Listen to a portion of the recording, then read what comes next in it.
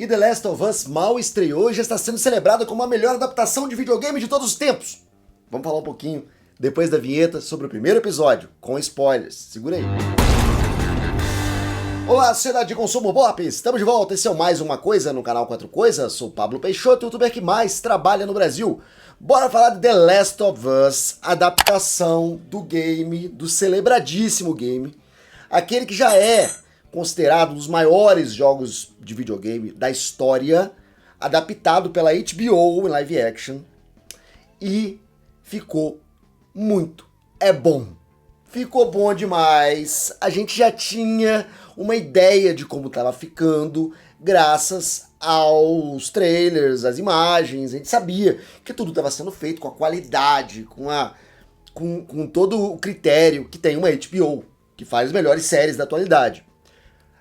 Mas a gente, ao assistir o primeiro episódio, tem uma noção real do quão bem feito e do quão fiel ficou a história se você comparar com o original. Tivemos algumas mudanças no elenco, isso é natural, isso acontece. Eu acho que eles têm que procurar grandes atores, não necessariamente atores parecidos com o game original. Não tem essa necessidade, contando que sejam ótimos atores e saibam interpretar esses personagens, que estão muito bem colocados na série.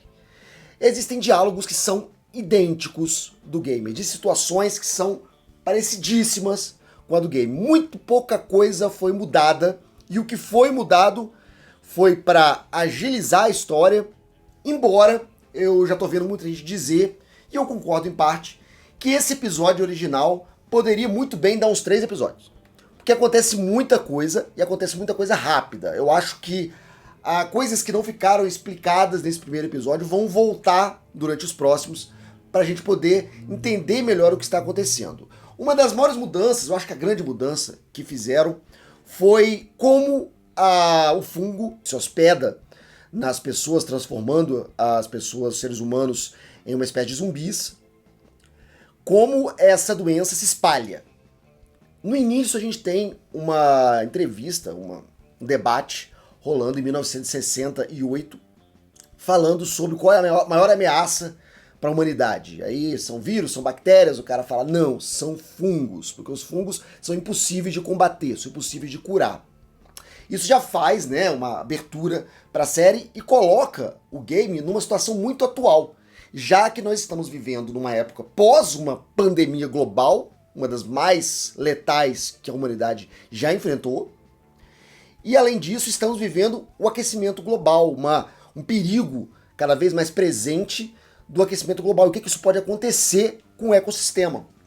E ele fala isso na abertura, que apenas o aumento da temperatura da Terra pode fazer os fungos se alterarem completamente e eles pararem de infectar, por exemplo, formigas, que é uma coisa que existe, vigam formigas zumbis, e passar a afetar seres humanos. E é isso que acontece na história. Só essa introduçãozinha já dá pra gente uma ideia do que vai acontecer a partir dali. Não é só uma história de fim do mundo, não é só uma história de apocalipse e um mundo distópico pós-apocalíptico, é também uma metáfora de muita coisa que a gente está vivendo hoje em dia. E a forma de inoculação, a forma com que a doença se espalha, não fica bem explicada. Os famosos esporos do game, quando você tem que colocar uma máscara para poder não se contaminar, não estão presentes na série. Isso é uma mudança que o showrunner fez, que era a ideia original dele. Não usar esses elementos visuais para dizer onde tem contaminação, onde não tem. Eu acho que é interessante. O elemento visual era legal, poderia ter sido usado. Inclusive eles encontram um cadáver com infestação de fungo e não há esporos. Apesar disso tudo, eu acho que a sensação de estar num campo minado, a sensação de poder estar num local infectado ou não, também é bastante perturbadora, também funciona. A gente não saber como e onde a parada vai se espalhar. Então qualquer um pode estar infectado o tempo todo. É uma boa ideia também. Lembrando que a infecção também pode acontecer por mordidas, arranhões, por contato com infectados. E é muito rápido. É coisa de, se for na cabeça, 5 minutos, até um dia, se for na perna ou no pé. E a história é idêntica à do game. O que é muito bom para quem estava fazendo o roteiro. Primeiro porque pôde se apegar a uma história já cinematográfica. The Last of Us é um game muito cinematográfico, ele conta uma história de uma perspectiva de cinema. Então a passagem para a série foi muito fácil, em certa maneira.